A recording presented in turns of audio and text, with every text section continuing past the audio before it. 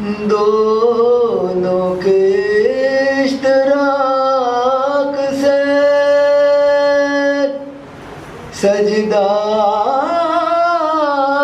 قبول ہے، دونوں کے اشتراک سے سجدہ قبول ہے۔ حیدر اگر نماز ہے نیات فاطمہ، حیدر اگر نماز ہے نیات فاطمہ، دشت مباہلہ میں پیمبر کو دیکھ کر، دشت مباہلہ میں پیمبر کو دیکھ کر کہنا پڑے گا جزوِ رسالت فاطمہ، کہنا پڑے گا جزوِ رسالت فاطمہ، رحمت نبی ہے سایہ رحمت فاطمہ۔ نعرہ صلوات۔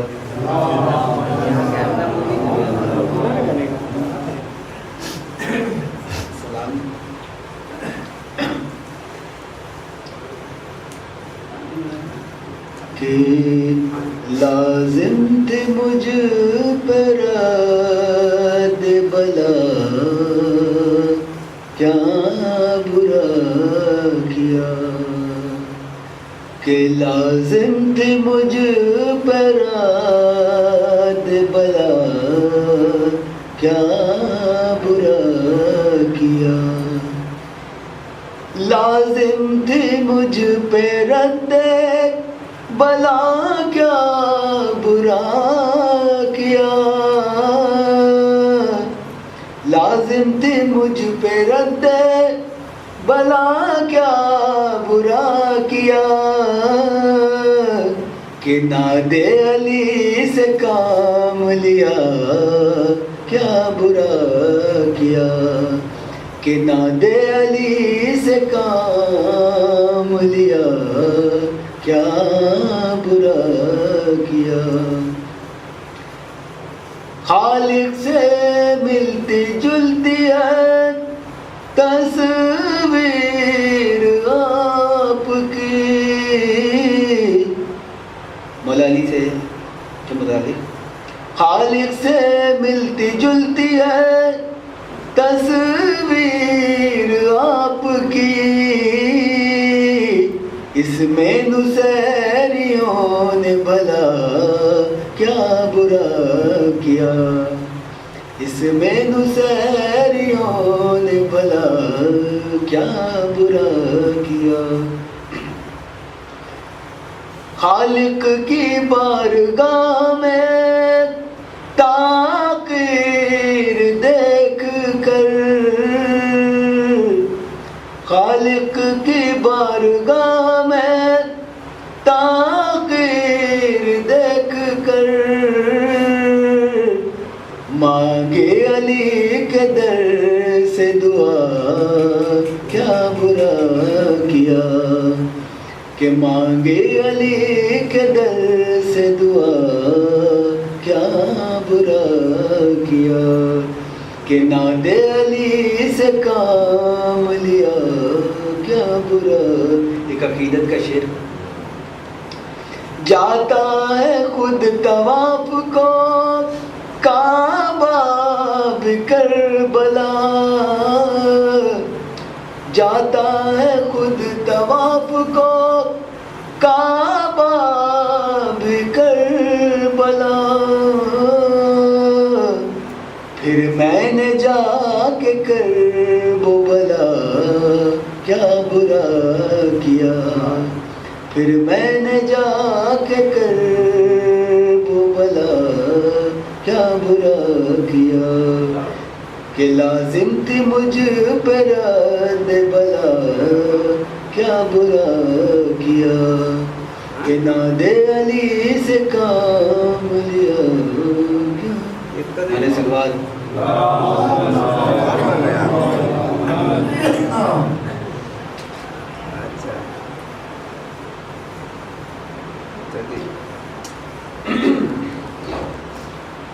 ملے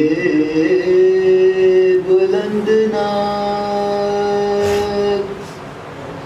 ملے بلند ناک، کیوں پیش حق مقام مجھے، ملے بلند ناک کیوں پیش حق مقام مجھے، کہ صبح و شام ہے مدح علی سے کام مجھے، کہ صبح و شام ہے مدح علی سے کام مجھے، میرا نصیب مقدر،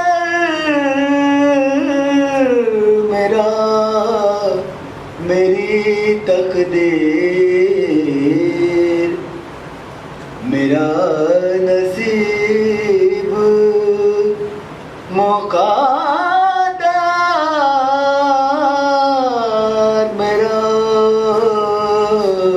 میری تقدیر،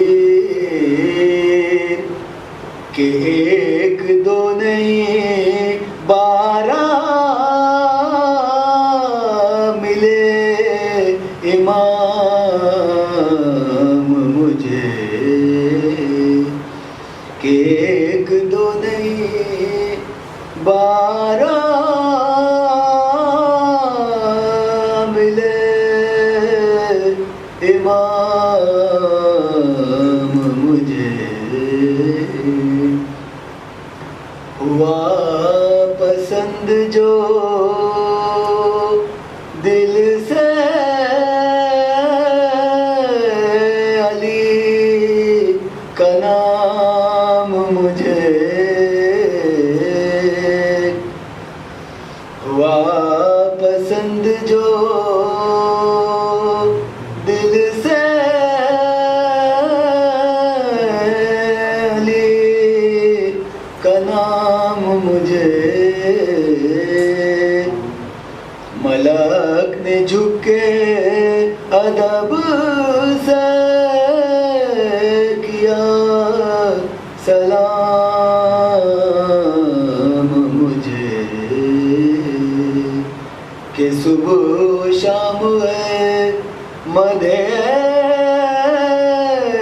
علی سے کام مجھے، مجھے یقین ہے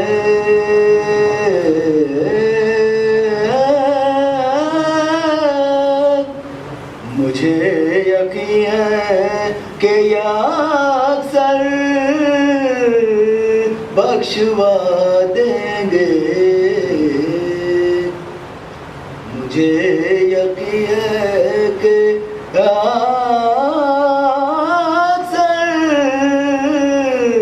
بخشوا دیں گے، خدا سے کر کے سفارش میرے امام مجھے، صبح شام ہے مادے علی سے کام مجھے ملے بلند نعرہ سلوات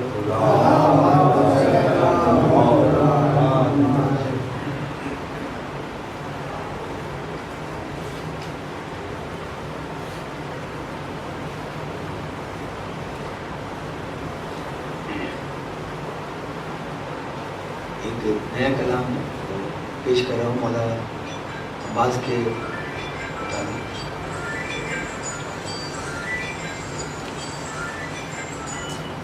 نعرہ سلوات.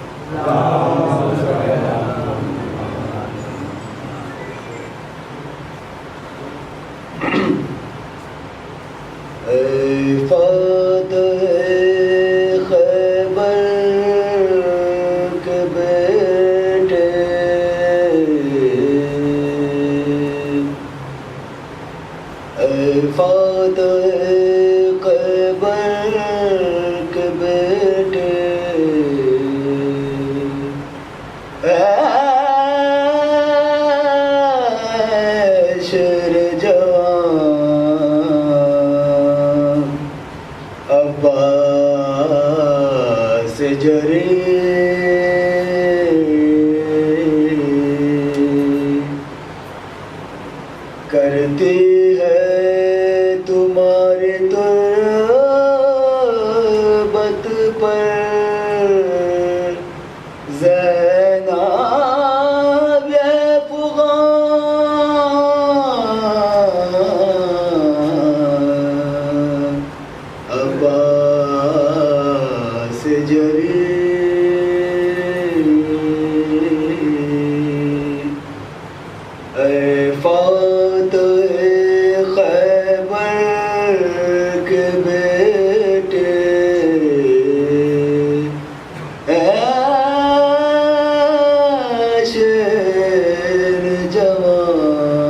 فغان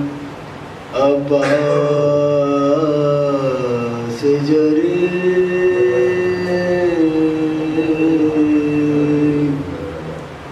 کرتی ہے تمہاری تربت پر زینب فغان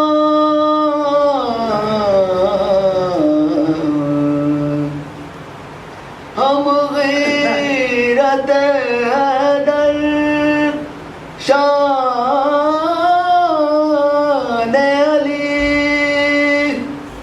پوچھو تو بہن پر کیا گزری اٹھو میں دکھانے آئی ہوں بازو کے نشان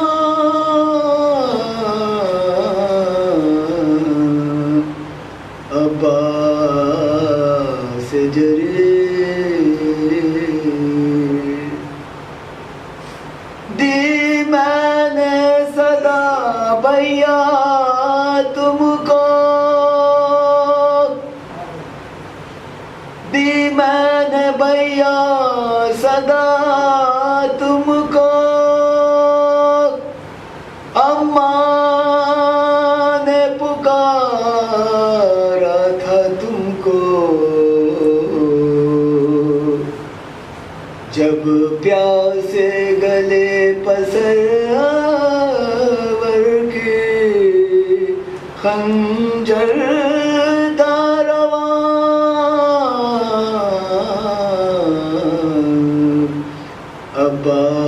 عباس جری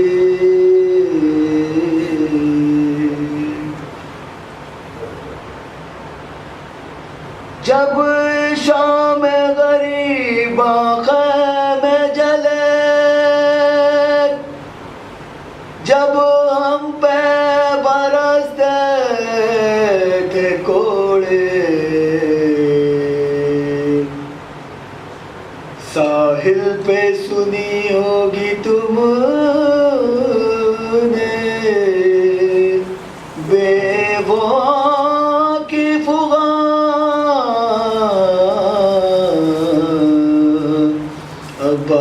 عباس جرے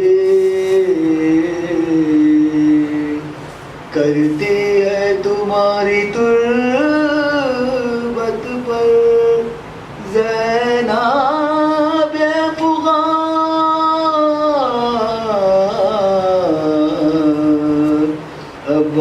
عباس جرے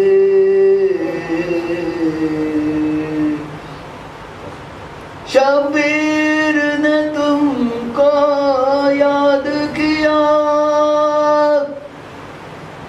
حسرات سے سوئے ساحل دیکھا پیری میں اٹھائی بے کس نے جب لاش جوان عباس جرے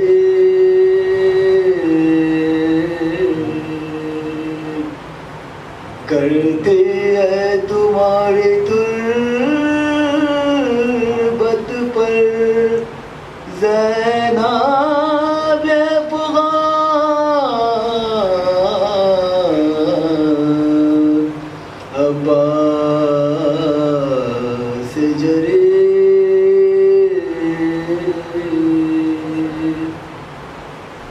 نعرے سے بات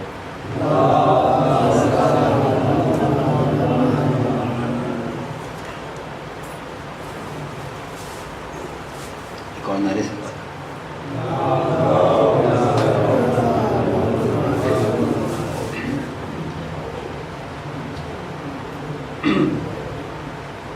ایک سو سماعت فرمائیں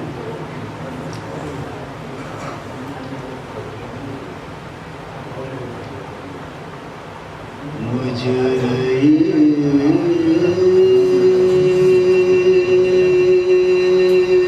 قلب میں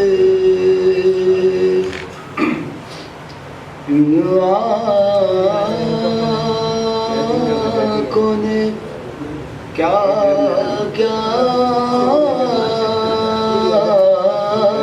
دیکھا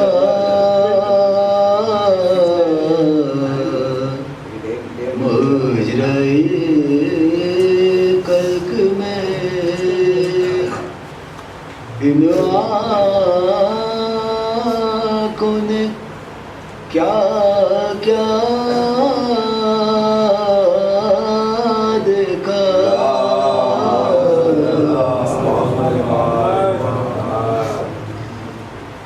پھر کہیں سے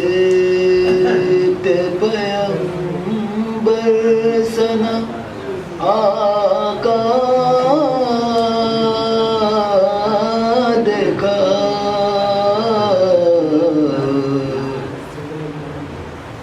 میں نے دیکھا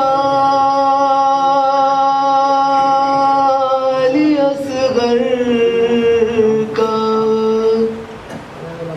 گلو خود میں تر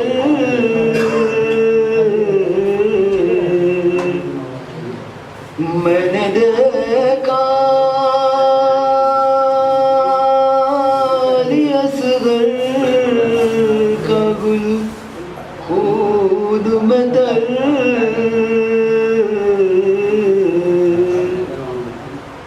میں نے اکبر کا میں نے اکبر کا نعرے سے بعد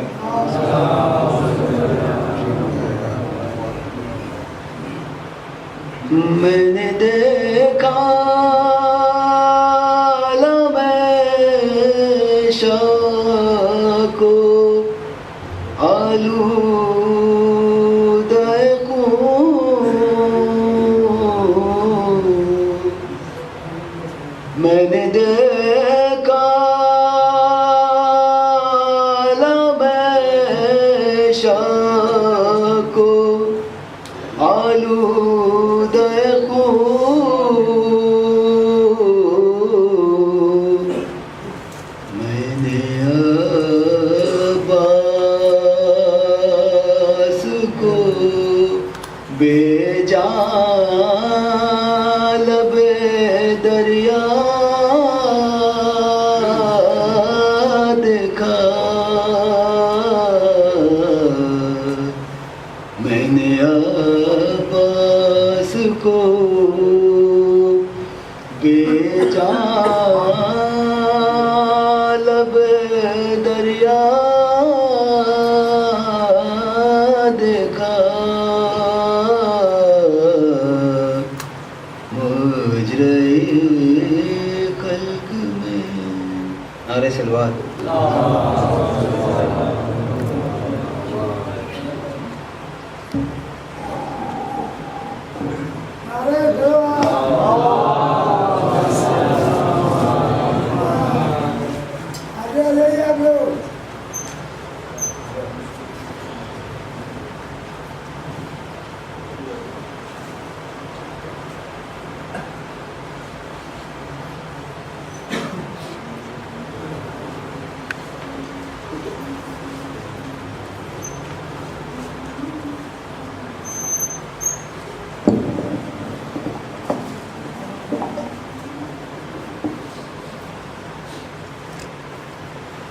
فاتحہ بسم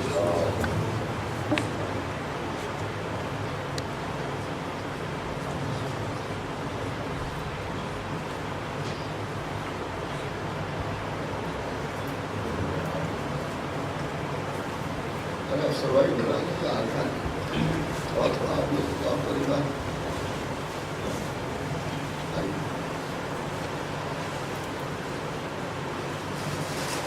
آپ نے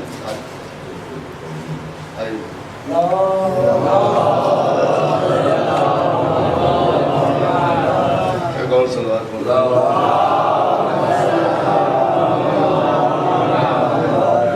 اعوذ باللہ من الشیطان اللعین الرجیم بسم اللہ الرحمن الرحیم الحمد للہ رب العالمین والصلاة والسلام علی اشرف الانبیاء والمرسلین خاتم النبیین سید الوصیین محب الغرباء والفقراء والمساکین رحمت للعالمین رسول الثقلین امام الحرمین صاحب قاب قوسین محبوب رب المشرقین والمغربین جد الحسن والحسین ابی القاسم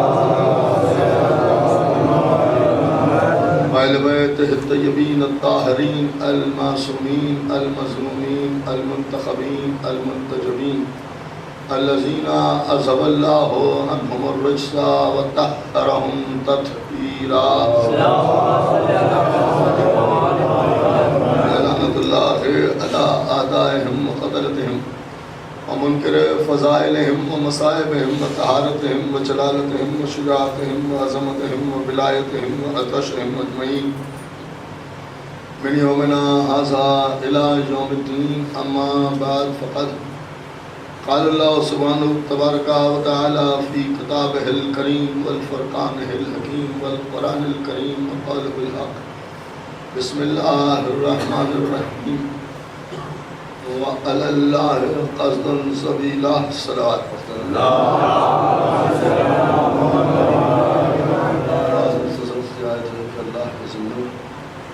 سبیل ہدایت کو دکھا دینا ہے اور بس اتنا ہی اس کا کام ہے اس بات ہے کہ اس نے سبیل ہدایت کر دی تو ہدایت کی سبیل کرنے کے بعد اس کا بس خالی بتا دینا کافی ہے کہ یہ ہے سبیل ہدایت اور اس ہدایت کی وہ ہدایت حاصل کرو اور نجات پا جاؤ خداوند عالم نے سبیل ہدایت کی اور سبیل ہدایت کی تو کیا دنیا انسان کی ہدایت کی خاطر اللہ نے 1,24,000 پیغمبروں کا سلسلہ بنایا جو تمام انبیاء دنیا میں آتے ہیں حضرت آدم سے لے کے ختم تک 1,24,000 پیغمبر ہیں جو دنیا میں آئے اس میں 313 رسول ہیں اور 5 اولو العزم پیغمبر اور سب سے بہتر اور سب سے افضل انبیاء میں ختم مرتبت ہیں کہ جو کائنات میں تشریف لائے. اب ظاہر سی بات ہے کہ یہ سب انبیاء بھی آئے ہیں تو دین اسلام ہی کی تبلیغ کے لیے آئے ہیں، اسلام ہی کو سمجھانے کے لیے آئے ہیں. لیکن کبھی آپ غور کریں کہ سب سے پہلے حضرت آدم آئے ہیں اور سب سے آخر میں ختم مرتبت آئے. یہ سب سے پہلے آئے ہیں حضرت آدم اور سب سے آخر میں آنے والی ذات جناب ختم مرتبت کی ہے.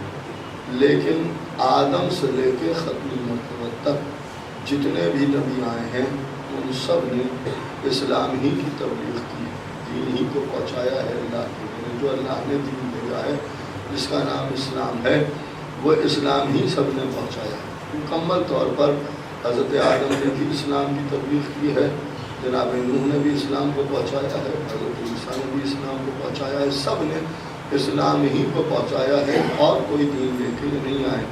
شریعتیں بدلی ہیں مگر دین نہیں بدلا، اسلام وہی رہا ہے. اب سوال یہ پیدا ہوتا ہے کہ جب سب نے یہی کام کیا ہے تو سب سے پہلے دین اسلام کا یا اسلام کی بنیاد جو ڈالی ہے وہ حضرت آدم نے ڈالی ہے. لیکن جب ہم غور کرتے ہیں تو اسلام میں بانی اسلام کہا جاتا ہے، ختم مرتبت کو کہا جاتا ہے. یہ غور طلب ہے کہ آئے ہیں سب سے پہلے حضرت آدم مگر کہا جاتا ہے بانی اسلام کے اسلام کی بنا ڈالنے والے تو ختمی مرتبت. تو اب سوال یہ پیدا ہوا کہ ختمی مرتبت بانی اسلام کیوں ہے؟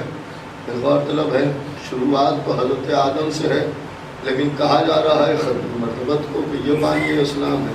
اگر ختمی مرتبت نے اسلام کی بنا ڈالی ہے تو پہلے والے انبیاء جو ہیں وہ کون سا دین پہنچا رہے تھے؟ کیا وہ اسلام کو نہیں پہنچا رہے تھے؟ کوئی اور دین تھا؟ تو کہا صاحب دین تو وہی تھا. جب دین وہی تھا تو حضرت آدم کو بانی اسلام کہنا چاہیے، لیکن حضرت آدم کو بانی اسلام نہیں کہا جاتا. بانی اسلام کہا جاتا ہے تو ختمی مرتبت کو بانی اسلام کہا جاتا ہے. میں سوچنے لگا کہ بھائی ایسا کیوں ہے؟ تو علماء نے کہا کہ ذرا سا اپنی زندگی کے اوپر نظر ڈالو تو تمہاری سمجھ میں آ جائے گا، یہ سمجھ میں آ جائے گا. میں نے کہا بھائی کیا؟ اب جو ہم نے غور کیا تو ہمیں یہ ملا کہ دیکھیے ڈگری جب ملتی ہے یا یہ کہ منصب ملتا ہے یا یوں کہہ لیا جائے کہ لقب ملتا ہے تو اس وقت ملتا ہے کہ جب بات مکمل ہو جائے، کہ بات جب مکمل ہو جائے، کام مکمل ہو جائے تبھی لقب ملتا ہے.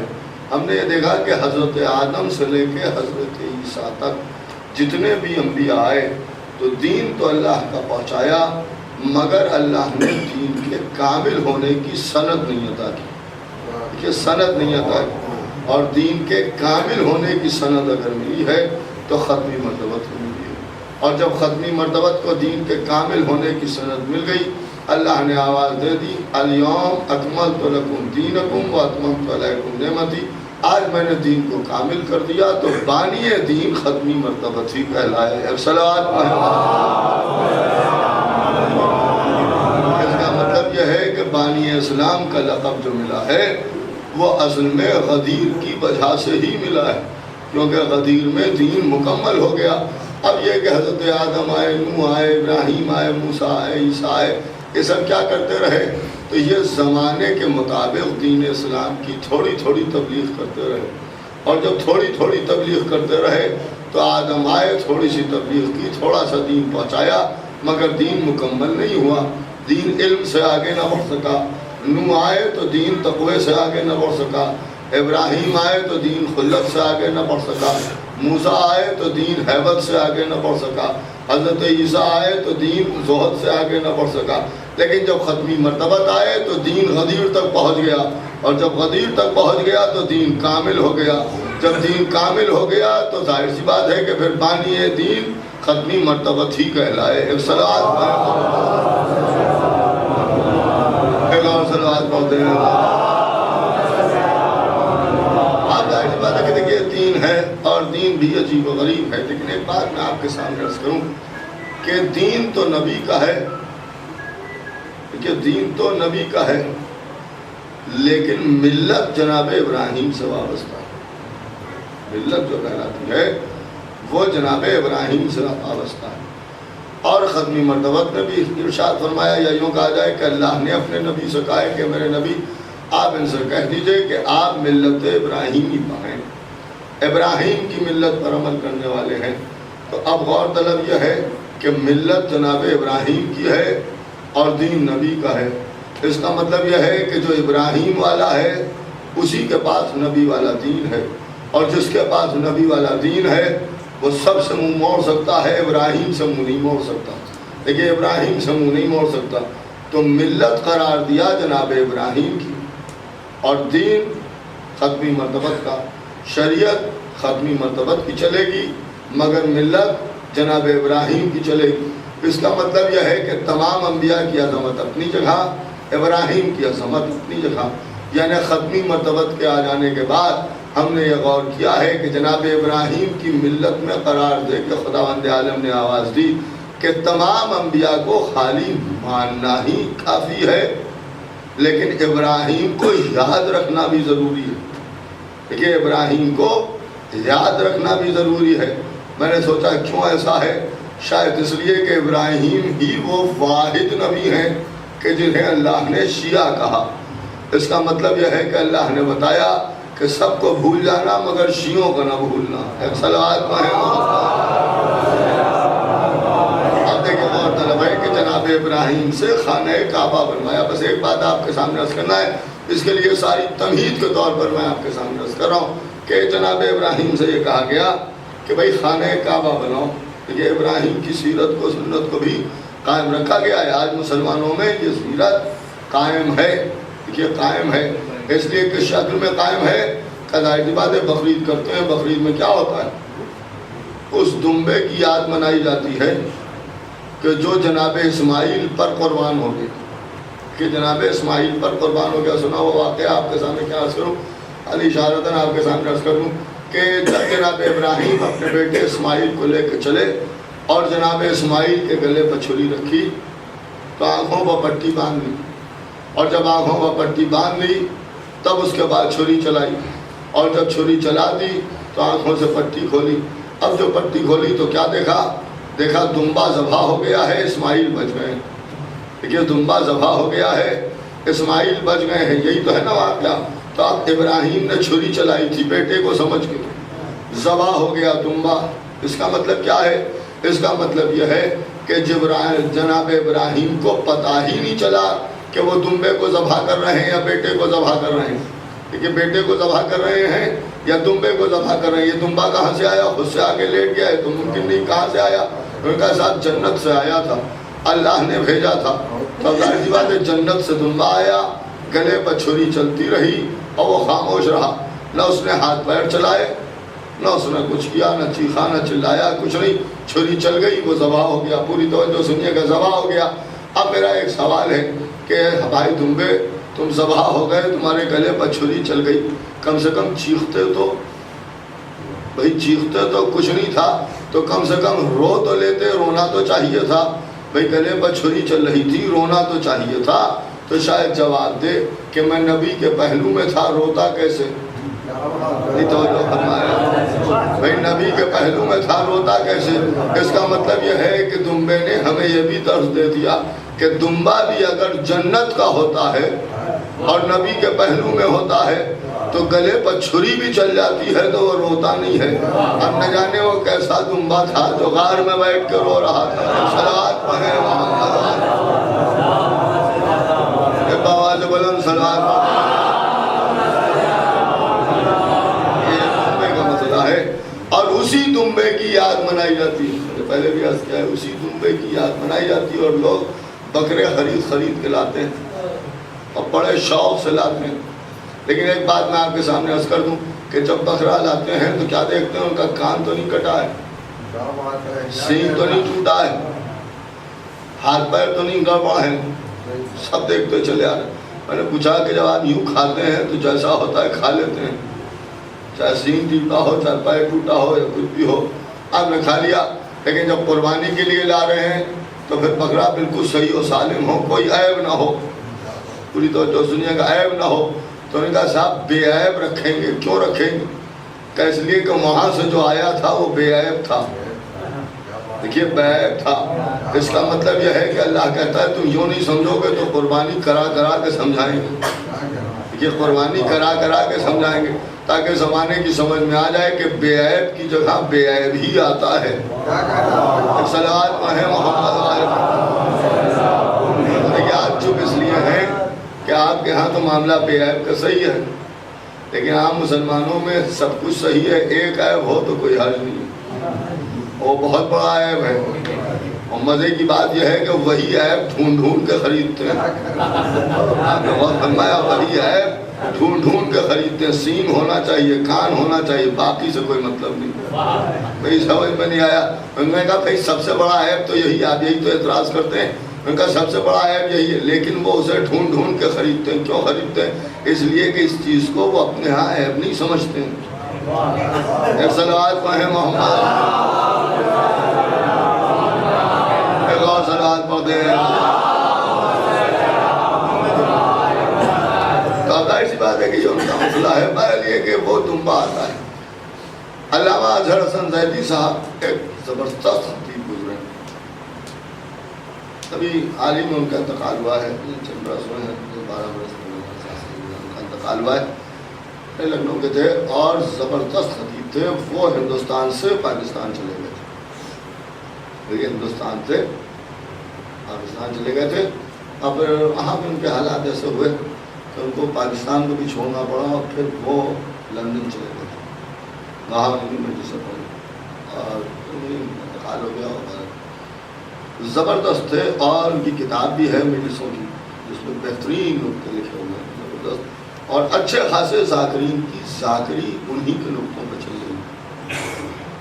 اور بہرحال یہ کہ میں نام کسی کا نہیں لے رہا ہوں، ایک بات میں بتا رہا ہوں کہ ایسا نہ ہو کہ کسی نے کتاب پڑھی ہو، کسی ذاکر سنے تو پہلے کہ ان کو کہا، ایسا کچھ نہیں ہے۔ مجھے معرفت نہیں ہے، میں بات آپ کے سامنے رکھ رہا ہوں، نام میں کسی کا نہیں لے رہا ہوں، لیکن یہ بھی ہے کہ ہمیشہ چھوٹے جو ہیں وہ اپنے بڑوں ہی سے سیکھتے ہیں۔ اگر ان کے اوپر کتاب پڑھ رہا ہے تو اس میں کوئی حرج بھی نہیں ہے۔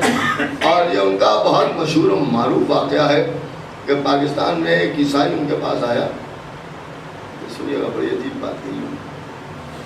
ایک عیسائی ان کے پاس آیا اور اس کے بعد اس نے یہ کہا کہ حضرت عیسیٰ افضل ہیں یا امام آخر؟ تو انہوں نے پوچھا کہ تو کیسے پوچھ رہا ہے، کیوں پوچھ رہا ہے؟ اس لیے کہ ہم تو امام ہی کو آخر جانتے ہیں، وہی افضل ہے۔ کہ وہی افضل ہے؟ کہاں؟ اگر یہ بات ہے تو یہ بتائیے کہ امام زمین پر قائم ہیں یا آسمان پر؟ تو انہوں نے ہنس کے کہا میں تیری بات سمجھ گیا، چل وہ زمین پر قائم ہیں۔ اس نے کہا حضرت عیسیٰ چوتھے آسمان پر ہیں، تو وہ تو وہی بلندی پر ہے، جو بلندی پر ہے وہی افضل ہے۔ کیا جواب دیا انہوں نے کہا امام ہی ہمارا افضل ہے۔ کیسے؟ کہ اب جو دونوں کو تولا گیا تو امامت کے عصمت کا پلہ اتنا بھاری ہو گیا کہ عیسیٰ کا پلہ اپنے آپ چوتھے آسمان پر بلند ہو۔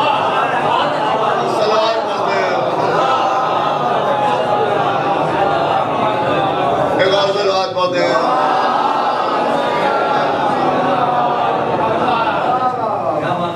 بات ہے کہ یہ بات امام کے سلسلے میں پوچھی تھی، اب ایک رسول اللہ کے لیے بھی اس نے سوال کیا پلٹ۔ اس نے کہا اچھا یہ بتائیے، دیکھیے کیسے گھما کر پوچھتا ہے، کہنے کا یہ بتائیے کہ اگر ایک آدمی جاگ رہا ہے اور ایک آدمی سو رہا ہے، کیا غضب کی بات ہے، مطلب اچھے اچھے بہک جائیں، لیکن یہ حسین کا ذاکر ہے، یہ تھوڑی یہ بہکا دیں۔ کہہ رہا ہے کہ ایک آدمی سو رہا ہے اور ایک آدمی جاگ رہا ہے، ایک سو رہا ہے اور ایک جاگ رہا ہے۔ اور کہنے لگے آپ ادھر سے گزرے تو آپ یہ بتائیے کہ آپ جب راستہ پوچھیں گے تو کس سے پوچھیں گے، جاگنے والے سے یا سونے والے سے؟ تو انہوں نے جواب کیا دیا؟ انہوں نے جواب دیا سونے والے سے۔ دیکھیے بات کو سمجھ لیا نا، مطلب سونے والے سے۔ اور کہا یہ کیسے؟ کہنے کہ تو کہنا کیا چاہتا ہے یہ بھی بتا دے۔ اور اس نے کہا میں یہ کہنا چاہتا ہوں کہ آپ کے نبی تو سو رہے ہیں اور ہمارے نبی عرش پر جاگ رہے ہیں، تو راستہ سونے والا بتائے گا یا جاگنے والا بتائے گا؟ دونوں ایک جگہ میں بیٹھے ہوئے ہیں، ایک سو رہا ہے ایک جاگ رہا ہے، آپ راستہ کس سے پوچھیں، سونے والے سے یا جاگنے والے سے؟ تو ایک مرتبہ مسکرا کے کہا میں پھر کہہ رہا ہوں سونے والے سے راستہ پوچھوں گا۔ تو نے کہا سونے والے سے کیوں پوچھیں گے؟ کہ اس لیے پوچھیں گے جو جاگ رہا ہے بیٹھا ہے وہ اسی انتظار میں بیٹھا ہے کہ یہ سو کے اٹھے تو ہم راستہ پوچھیں. صلوات پڑھیں ایک اور صلوات پڑھتے ہیں. جواب اب ان سے مسلمانوں کے علماء نے یہ بیان کیا کہ ہم تندرست بکرے خریدتے ہیں. یہ سنی ان کا نکتہ ہے. ہم تندرست بکرے خریدتے ہیں اب بہترین سے بہترین لے کے آتے ہیں. آپ کے یہاں یہ معاملہ نہیں ہے, آپ کو جیسا ہے ویسا اٹھا لاتے ہیں. ہم اچھے سے اچھا تڑا بکرا دیکھ کے لاتے ہیں اور یہ اس لیے خریدتے ہیں کہ یہ اچھا ہو اور ذرا طاقت واپس ہو اس میں. اور مجھے اس کی طاقت کی کیا ضرورت ہے؟ کہہ لیں گے آپ نے یہ حدیث نہیں سنی ہے کہ جب لوگ پل صراط کو کراس کریں گے, جائیں گے پل صراط پر سے, تو انہی بکروں کو بیٹھ کے جائیں گے. میں یعنی صراط کو جو کراس کرنا ہے, پار کرنا ہے پل صراط کو, تو ان بکروں کو بیٹھ کے اس پل صراط کو پار کریں گے. اور سامنے جنت کا دروازہ ہوگا, کہ سامنے جنت کا دروازہ ہوگا. پوری توجہ سنیے گا. میں نے کہا اچھا سامنے جنت کا دروازہ ہوگا, کہاں جنت کا دروازہ ہوگا؟ میں نے کہا تو نے یہ بھی سنا ہوگا کہ جنت کے دروازے پر اصحاب کہف کا کتا بھی بیٹھا ہوگا.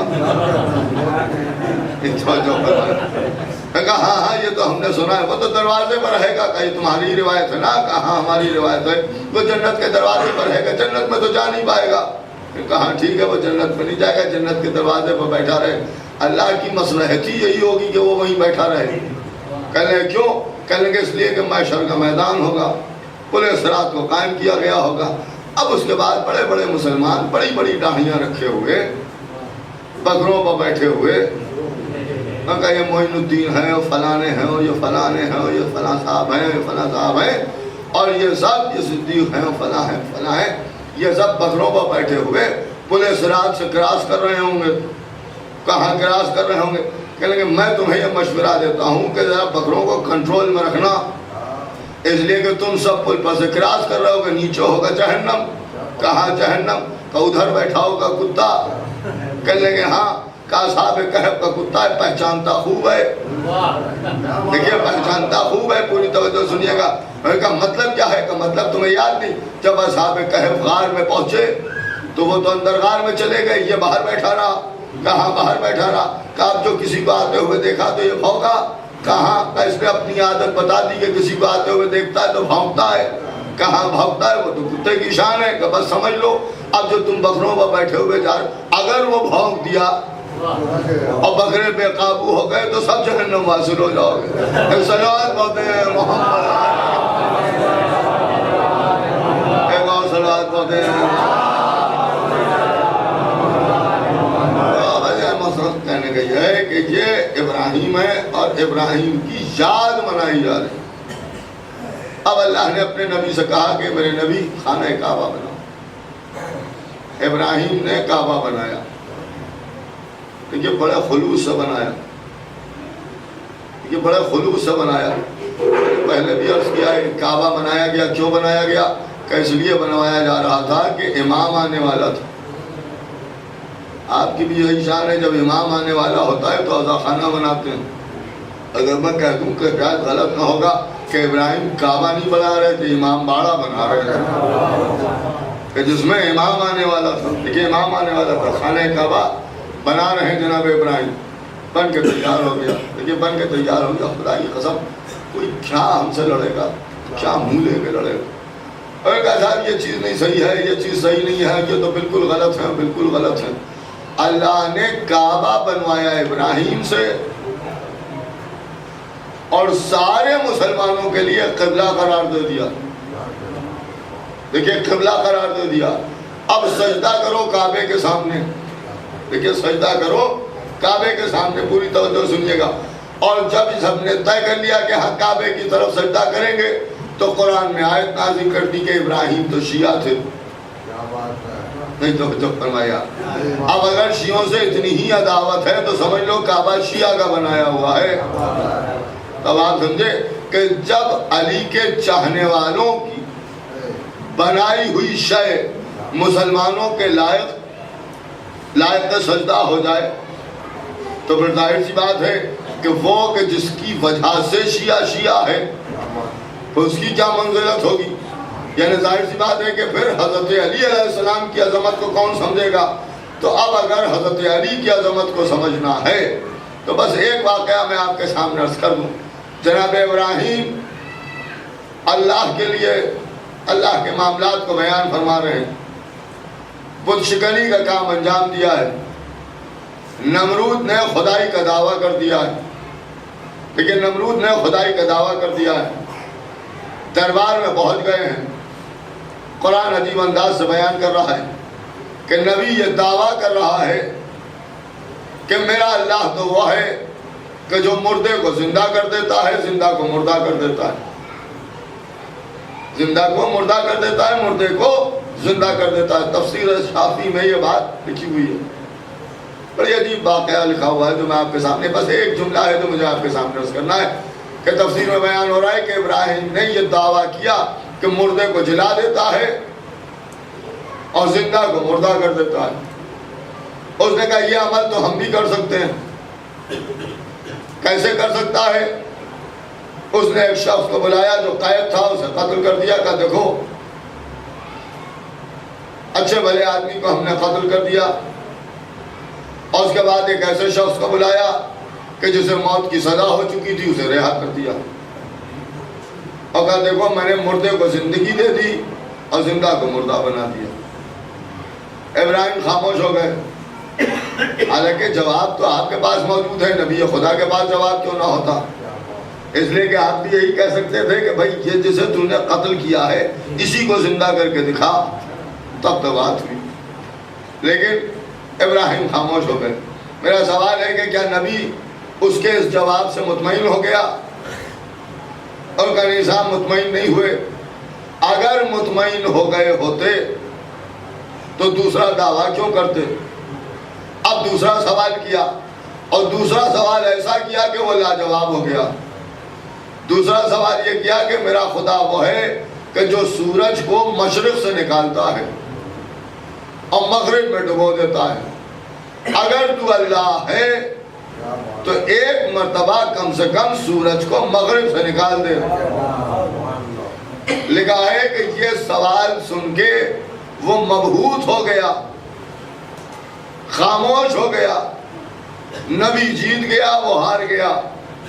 اور اس کے بعد انہی نے ایک جملہ عجیب و غریب لکھا.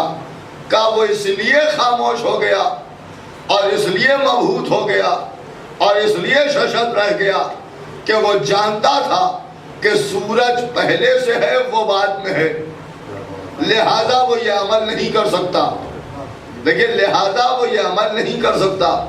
اب بات سمجھ میں آئی کہ سورج کو وہی پلٹا سکتا ہے جو سورج سے پہلے سے ہو. بھائی سورج سے پہلے سے ہو, یعنی پلٹانے والا پہلے ہو, سورج بعد میں ہو. اب آپ نے غور فرمایا, ابراہیم نے بہت پہلے کہا تھا, علی ابن ابی طالب نے ڈوبتے ہوئے سورج کو پلٹا کے بتا دیا کہ میں پہلے ہوں, کائنات بعد میں ہے. ایک صلوات پڑھتے ہیں. ایک بات اور سن لیجئے, تمام تفسیروں میں یہ لکھا ہوا ہے کہ سورج ڈوبتا نہیں ہے.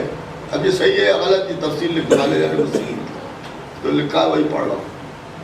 اور نے کہا کہ ڈوبتا نہیں ہے بلکہ یہ اللہ کو سجدہ کرنے جاتا ہے. کیا کرنا بہت ہوگا. نہیں توجہ فرمایا آپ نے, یہ عبادت کر رہا ہوتا ہے. اب آپ نے اور فرمایا عبادت کہتے ہی اسے ہیں کہ جو علی کے اشارے پر شروع ہو جائے اور علی کے اشارے پر ختم ہو جائے. ایک صلوات پڑھتے ہیں. دیکھیں یہ ہے ڈوبتا ہوا سورج, اور ظاہر سی بات ہے کہ ساری کائنات کو بعد میں خلق کیا اور علی کو پہلے خلق کیا.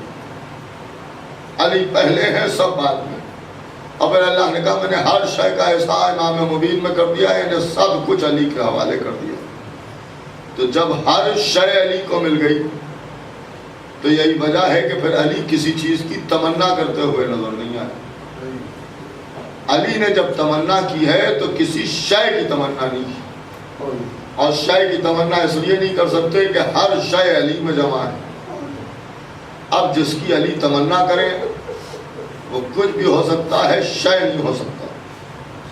اب آپ سمجھے، حضرت عباس کو بھی لا شے اسی لیے ہم کہتے ہیں کیونکہ اگر شے ہوتے تو علی تمنا نہ کرتے۔ علی ابن ابی طالب نے آقا عباس کی تمنا کی۔ اب ہمیں عجیب و غریب منظر نظر آتا ہے، خدا کی قسم، امامت کی تمنا کا نام ہے علی، نبی نے امام ہونے کی تمنا کی اور امام نے حضرت عباس کی تمنا کی۔ حضرت عباس نے بھی ایک تمنا کی۔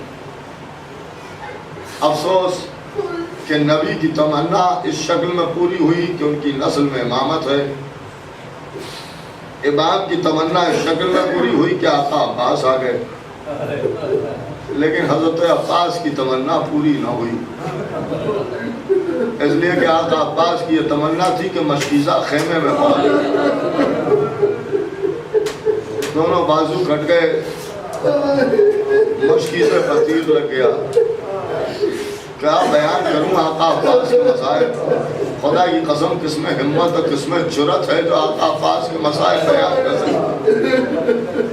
ایک نفسیاتی بات آپ کے سامنے عرض کروں، آقا حسین نے آقا عباس کو اپنی آغوش میں پالا ہے، دیکھئے آغوش میں پالا ہے، اور بالکل ویسے ہی واقعہ ملتا ہے کہ جیسے مولا علی نے رسول اللہ کی آغوش میں آ کے آنکھیں کھولی،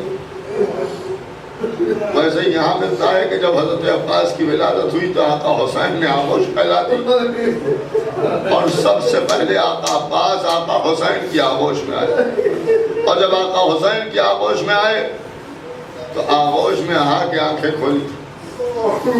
اب حسین نے بڑی محبت سے آقا عباس کو دیکھا اور پرورش کی، اور کیسے پرورش کی یہ آپ سب بہتر جانتے ہیں، لیکن ماں نے ایک سبق سکھایا۔ حضرت عباس سے کہا کہ عباس وہ شہزادی کے بیٹے ہیں، تم میرے بیٹے ہو، لہذا کبھی حسین کو بھائی کہہ کے نہ پکارنا، جب حسین کو پکارنا تو ہمیشہ آقا کہنا۔ امام حسن کی طرف اشارہ کیا کہ انہیں بڑے آقا کہنا، انہیں چھوٹے آقا کہنا۔ حضرت عباس کا یہی دستور تھا، آقا حسن کو بڑے آقا کہتے تھے، حسین کو چھوٹا آقا کہتے تھے۔ ہمیشہ جب بھی خطاب کیا ہے تو آقا کہہ کے خطاب کیا، اور جب امام حسین پکارتے تھے تو حضرت عباس دوڑ کے آ جاتے تھے۔ واقعہ بہت مشہور ہے، خدا کی قسم۔ ایک روز حسین نے گلے لگا کے کہا کہ عباس میں وہ وقت دیکھ رہا ہوں کہ جب میں آواز دوں گا اور تم نہیں آؤ گے۔ حضرت عباس نے آقا حسین کا چہرہ دیکھا، رونے لگے، اور اس کے بعد میں تو شرف چلے گئے۔ چند دن کے بعد شہزادی زینب نے حضرت عباس کے چہرے کو دیکھا، آواز دی عباس ادھر آؤ۔ حضرت عباس آئے، کہا چہرہ میرے چہرے کی طرف کرو۔ آقا عباس سر جھکائے ہوئے کا چہرہ اٹھاؤ، عباس میں کہہ رہی ہوں چہرہ اٹھاؤ۔ اب جو چہرہ اٹھایا تو کیا دیکھا کہ آنکھیں سوجی ہوئی ہیں۔ کہا عباس یہ کیا عالم ہے، مجھے محسوس ہوتا ہے کہ تم کئی رات سے سوئے نہیں ہو۔ ماشاءاللہ دی کیا بتاؤں، میرے آقا نے جب بات کہی، آقا فرما رہے ہیں کہ ایک وقت ایسا آئے گا کہ جب میں پکاروں گا اور تم نہیں آؤ گے تو میں نے رات میں سونا چھوڑ دیا ہے، ایسا نہ ہو کہ میرے آقا مجھے آواز دے اور میں وہ نہ سن پاؤں۔ بس جیسے ہی کہا زینب نے ہاتھ پکڑا، آقا حسین کے حجرے میں آئی، آواز دی آقا امام حسین علیہ السلام کو کہ بھیا حسین۔ امام حسین علیہ السلام نے فرمایا زینب خیریت تو ہے؟ کہا عباس کا چہرہ دیکھو، تم نے کیا کہہ دیا عباس سے؟ آقا حسین نے غور سے چہرہ دیکھا اور اس کے بعد فرمایا عباس کیا بات ہے؟ کہا بھیا یہ نہ بتائے گا، میں بتاتی۔ کہا زینب کیا ہوا؟ کہا تم نے اس سے کہا کہ میں پکاروں گا اور تم نہیں آؤ گے، اس نے رات میں سونا چھوڑ دیا ہے، میرا عباس کئی راتوں سے جاگ رہا ہے، اور یہ سن رہا تھا حسین نے گلے لگا لیا۔ اے میرے بھیا وہ مقتدی بہت دور ہے، ارے وہ کربلا کا مالکہ ہوگا جب میں تمہیں آواز دے رہا ہوگا اور تم فرات کے کنارے شانے کٹائے ہوئے سو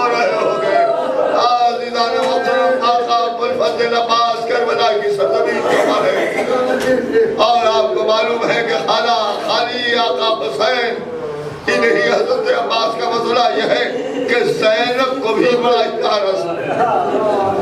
یہ واقعہ بھی عجیب و غریب ملتا ہے۔ حسین نے حضرت عباس کو بالکل مثل اولاد کے پالا۔ جب آقا عباس جانے لگے فرات پر پانی لینے کے لیے، اور حسین کو تو معلوم ہے نا کہ عباس پلٹ کے نہیں آئے گا، عباس کی شہادت ہونا ہے۔ آگے بڑھ کے بازو پکڑا، اور بازو پکڑ کے فرمایا بھیا عباس تلوار یہیں رکھ دو۔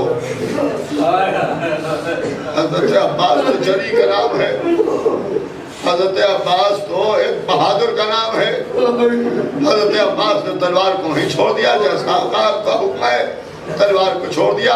عباس ایک نیزہ لے لو، وہ تمہارے لیے کافی ہے۔ حضرت عباس نے ایک نیزہ لے لیا، گھوڑے پر سوار ہوئے، ایک ہاتھ میں علم ہے، علم میں مشک سکینہ بندھی ہوئی ہے۔ کہ عباس علم کے پھریرے کو کھول دو۔ علم کا پھریرا کھول دیا گیا۔ اب جو علم کا پھریرا کھلا تو آقا حسین نے آگے بڑھ کے علم کے پھریرے پر کچھ لکھا، اور اس کے بعد فرمایا عباس سدھارو، عباس سدھارو۔ بعد میں زینب نے پوچھا کہ بھیا اس پر آپ نے کیا لکھا ہے، اس پر آپ نے کیا لکھا ہے؟ تو آقا حسین نے فرمایا زینب اب میرا بھیا پلٹ کے نہ آئے گا۔ علم کے پھریرے پر لکھا تھا نصر من اللہ فتح قریب، میں نے انگلی سے لکھا انا للہ و انا الیہ راجعون، اس لیے کہ میرا عباس پلٹ کے نہ آئے گا۔ جب منظر ہے خدا کی قسم، روایتوں میں ملتا ہے کہ آقا عباس سے کہا عباس سدھارو۔ ادھر عباس تو چلے گئے، لیکن حسین فرش خاک پر بیٹھ کے پھوٹ کے رونے لگے، اور تڑپ کے رونے لگے۔ اب جو علی اکبر نے سہارا دینا چاہا، تڑپ کے فرمایا علی اکبر تم کیا پوچھتے ہو؟ ارے تمہارا چچا تم سے رخصت ہو گیا۔ اب میرا عباس پلٹ کے نہ آئے گا۔ میں ایک منزل سنی جو اور مجلس تمام ہے، جب رخصت کا سماع ہے حضرت عباس کا، آج 8ویں محرم میں رونے میں کمی نہ کیجیے گا، اس لیے کہ آج کا دن ماتمداروں کا دن ہے، اس کا آپ ماتم کرتے ہیں، اسی کی شہادت بیان ہوتی ہے۔ جب حضرت عباس خیمے میں گئے ہیں اور شہزادی سکینہ سے فرمایا سکینہ مشق لے آؤ، جناب سکینہ مشق لے کے آئیں، اپنے ہاتھ سے علم میں باندھی۔ زینب نے یہ منظر دیکھا، آگے بڑھ کے دریافت کیا عباس خیریت تو ہے؟ حضرت عباس نے فرمایا کہ شہزادی بچوں کے لیے پانی لینے نہر پر جا رہا ہوں۔ اور جیسے ہی کہا زینب نے چہرہ دیکھا، آنکھوں سے لگاتار آنسو بہنے لگے، اور روتے روتے فرمایا عباس ذرا گھوڑے سے اترو۔ حضرت عباس گھوڑے سے اتر آئے۔ شہزادی کیا حکم ہے؟ کہ عباس ذرا میرے خیمے میں آؤ۔ اب الفضل عباس خیمے میں پہنچے، زینب نے تخلیے کا حکم دیا، سب خیمے سے چلے گئے کہ عباس میرے سامنے بیٹھ جاؤ۔ حضرت عباس سامنے بیٹھ گئے کہ عباس اپنے بازوؤں پر سے ردا ہٹاؤ۔ حضرت عباس نے ردا ہٹائی، زینب نے آگے بڑھ کے بازوؤں کے بوجھے لینا شروع کر دیے۔ کہا شہزادی کیا کر رہی ہیں؟ کہیں شہزادیاں غلاموں کے بازوؤں کے بوجھے لیتی ہیں۔ کہا عباس میں بابا کی وصیت پر عمل کر رہی ہوں۔ جب جملہ ارشاد فرمایا کہ عباس ایک روز میں بابا کے پاس بیٹھی ہوئی تھی، میرے بابا نے میرے بازوؤں کے بوسے لیے، اب جو میرے بابا نے میرے بازوؤں کے بوسے لیے تو میں نے پوچھا بابا خیریت تو ہے؟ تو بابا نے کہا زینب ان بازوؤں میں رسل باندھی جائے گی۔ میں سوچنے لگی ارے جس کا عباس جیسا بھائی ہو اس کے بازوؤں میں رسل کون باندھے گا؟ لیکن فوراً میرے بابا نے کہا زینب یہ اس وقت ہوگا جب عباس شہید کر دیا جائے گا۔ اے زینب جب عباس پانی لینے جانے لگے تو سمجھ لینا تمہاری چادر چھننے کا وقت آ گیا، بازوؤں میں رسل بندھنے کا وقت آ گیا۔ میرے عباس کے بازوؤں کے بوسے میری طرف سے لے لینا۔ بس جیسے ہی کہا ویسے ہی آقا عباس جھکے، زینب کے بازوؤں کو چھو کے آواز دی اے شہزادی اگر عباس زندہ رہا تو کسی کی کیا